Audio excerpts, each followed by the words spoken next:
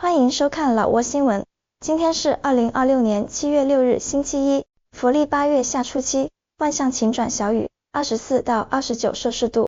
今天的主要内容有外汇牌价、股市行情、黄金报价、燃油价格以及时事要闻。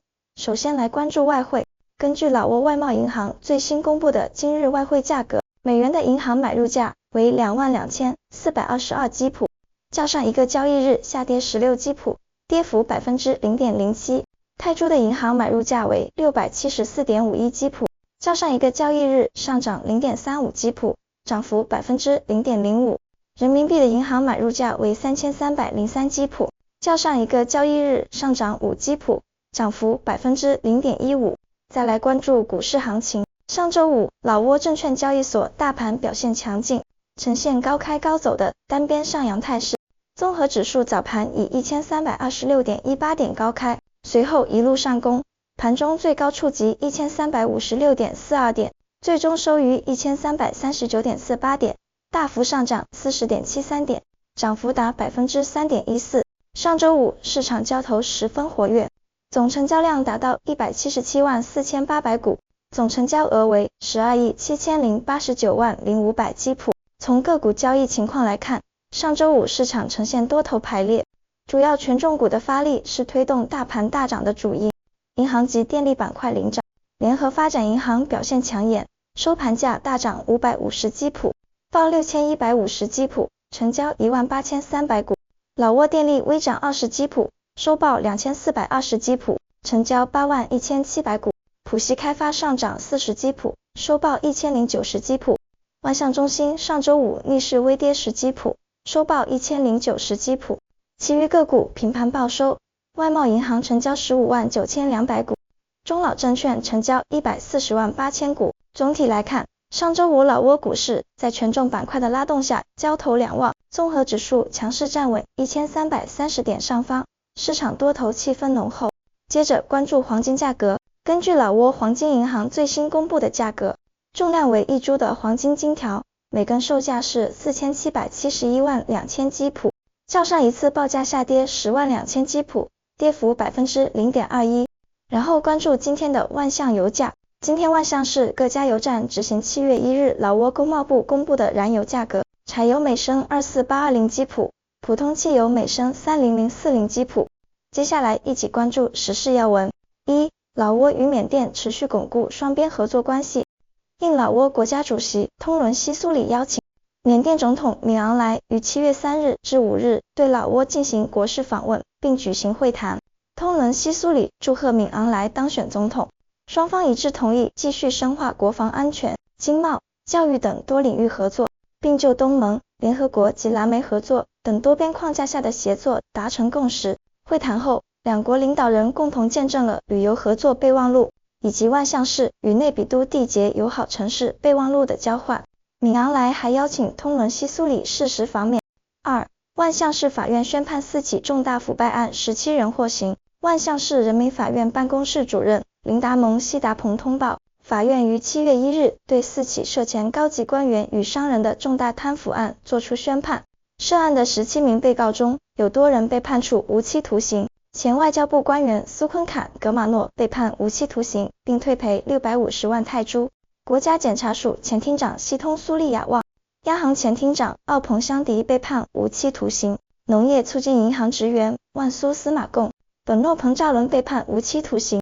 4名老挝国家电力公司前高管均被判无期徒刑。法院已依法查封并拍卖相关涉案资产。3、老挝向中国警方移交174名电信诈骗嫌疑人。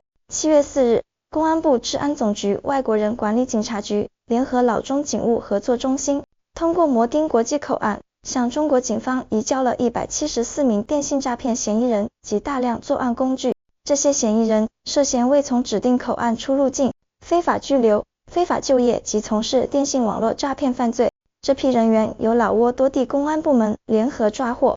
移交仪式上，老挝外国人管理警察局副局长方萨利·占塔翁萨与中国云南省西双版纳州勐腊县出入境边防检查站站长张贤分别代表，双方签署了移交记录。4. 老挝电信与 PIN 组织签约上线全省灾害早期预警系统。7月3日，老挝电信与 PIN 组织在万象签署协议，联合推出通过短信和语音播报的全民早期预警系统。老挝电信副总经理阿伦纳德·班吉与聘组织项目负责人托马斯·杜拉尼亚代表双方签约。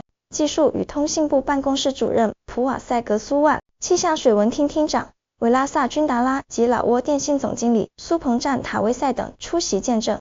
该项目由瑞士发展合作署等提供资金支持，旨在通过现代数字化技术向湄公河流域居民及时发送洪灾预警，引导提前撤离以减少损失。该系统将覆盖老挝9个省份的33个高风险县。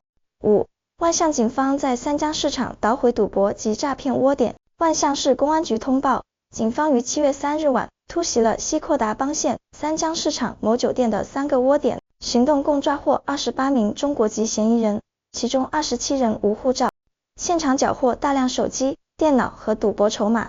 该团伙涉嫌利用网络直播进行麻将赌博。此外，警方还查获了另外2个已空无一人的电诈窝点，其中一个窝点由10名越南籍嫌疑人组成，涉嫌用虚假脸书账号实施诈骗，逃脱前留下了10张柬埔寨劳工证及数十台电脑设备。目前，被捕人员已被临时拘留，案件正在全力深挖中。6. 老挝世贸那加 U13 男足成功卫冕世界青少年冠军。7月5日，老挝世贸那加 U13 青少年足球队在葡萄牙举办的艾博杯2026国际青少年足球赛中成功卫冕，夺得2连冠。本届赛事共有来自17国的46支球队参加，老挝队从小组赛起状态火热，一路保持全胜，期间曾以12-0的比分分别横扫葡萄牙和克罗地亚球队，并在半决赛通过点球大战淘汰对手。决赛中，他们以4-2击败东道主葡萄牙队。这次辉煌胜利不仅在国际舞台上彰显了老挝青少年足球的实力，也为全老挝球迷带来了巨大自豪。7. 甘蒙省他曲县2村发生洪涝灾害。7月5日上午，甘蒙省他曲县西科区管理委员会代表前往老坡坎村和南他区村地区实地视察洪涝灾情。本次洪涝主要是由于连续多日的强降雨，叠加帕溪、芒溪排洪闸门无法打开所致。目前，省县2级领导及相关部门正在全力组织抢险。官方特此提醒居住在帕溪、芒溪沿岸的居民，需24小时密切关注水情变化，并提前将财产物资转移至高处，以确保安全。8. 沙湾拿吉省车邦县一辆大货车坠落帕川溪便道。7月4日，沙湾拿吉省车邦县帕川溪临时便桥通道发生了一起交通事故，一辆大货车意外坠落。事故起因是当地遭遇连续强降雨，洪水冲毁并淹没了临时修筑的绕行便道，导致货车司机在夜间行车时视线受阻，无法看清路面，最终连车带货坠入其中。以上就是今天的老挝新闻，欢迎点赞、评论和订阅，我们明天见。